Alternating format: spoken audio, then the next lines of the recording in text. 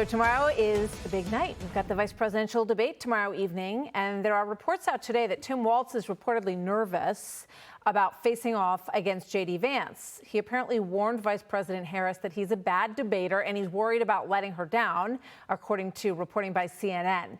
Now, you can see the vice presidential debate hosted by CBS News here on Fox. We will have live coverage of it with our whole team tomorrow night at 9 p.m. Eastern. So we've got former House Speaker Kevin McCarthy here. We will speak to him in just a moment, but first we begin with Ian Sams, Harris 2024 Senior Advisor. Ian, great to have you with us. Thank you very much for joining us today. So your reaction to this, that he's nervous, is this a classic lowering of expectations, or is he actually concerned, having not had that much experience at this? Well, thanks for having me, Martha, and I appreciate you giving us the opportunity to talk about Absolutely. this important debate tomorrow night. I think voters are going to get a chance to see two running mates who are advocating for two very different visions for the country. Just today, for example, we have a new report out from the campaign on famously Donald Trump in the first debate saying he has a concept of a plan on health care. Well, right after that, JD Vance, his running mate, came out and explained what that plan meant by pushing that we're going to reopen what are called high-risk pools. That's for people with pre-existing conditions. Okay, I was just asking you a question about how he's feeling going into the campaign, though. Can you answer that, my question? How Walz is feeling? Because the reports are that he's nervous. So that was my question.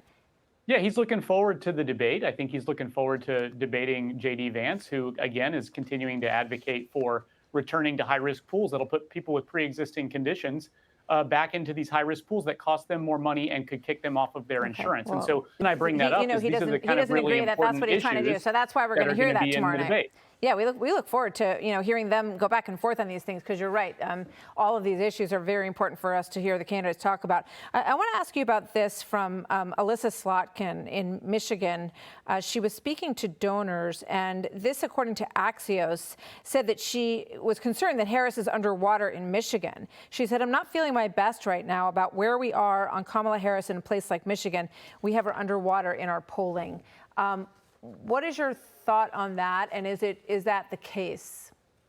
Well, I think it's a good reminder that this is going to be a really close race. I think when we look to the fact that we have only 36 or so days left until the election, the candidates are going to have to be out there earning people's support, and this is a 50-50 race. And so when you think about a state like Michigan, or you think about Wisconsin or Pennsylvania, where President Trump was this weekend for his rally in Erie, the voters want to hear, what are you going to do for me? And we were talking about this a second ago about the debate tomorrow night. Again, when it comes to these real issues like health care, JD Vance is proposing taking pre-existing conditions, people with pre-existing, a lot of Fox News viewers out there. There's a lot of Fox News viewers out there who know what it's like to have a pre-existing condition and have a very hard time getting insurance and having to fight for claims to cover essential benefits, things like that. These are the kind of things that your viewers actually care a lot about. And what we hope happens tomorrow night in the debate is that JD Vance explains why his agenda would put those people and their insurance on the chopping block. 5 million people in Pennsylvania who have pre-existing Ian, let's give them a conditions. chance to talk about it, because I know from the Vance team, they say that is not what they have in mind. So you and I don't need to debate. We're going to watch them debate this tomorrow night, because they know a whole lot more about exactly what their own policies are. I want to ask you this quickly. This is Harry Enton, because we're covering this huge story about the ports potentially shutting down tomorrow here in one of the busiest port areas on the Atlantic coast. This is Harry Enton talking about union voters. Watch. Sometimes there are data points that just jump off the screen, should set off sirens. All right, this is union households, this is Democratic margin in presidential election. It ain't what it used to be. Look at where Kamala Harris is today. She's only leading by 9 points. That would be the worst Democratic performance in a generation. So let me ask you this. Does Vice President Harris support this strike, which could begin as soon as tomorrow?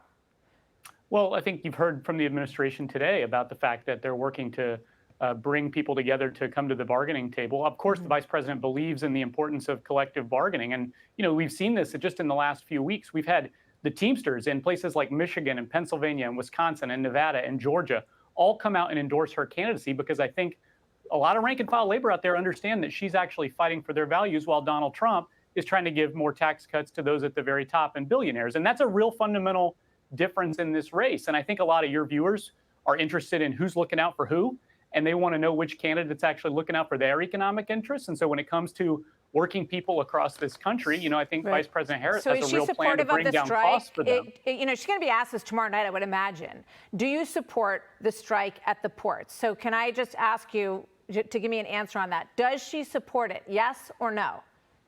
Well, I think I just answered this question. The administration is trying very hard to bring people to the table, encouraging people to come to the table in good faith when it comes to this collective bargaining dispute. Obviously, no one wants to see, bad things happen to the economy or bad things happen to supply chains. The administration's obviously worked for 4 years now to shore up our supply chains after what happened during COVID and made great progress and are monitoring the supply chain ramifications of this conversation. But she would encourage that folks come to the bargaining table and have the discussion to try to resolve this in a way that supports workers' rights to collectively bargain and push for their own benefits. And I think that that's a very big difference in this race between President Trump, who isn't always on the side of working people, and Vice President Harris, who is. Okay, well, that's what their battle is all about.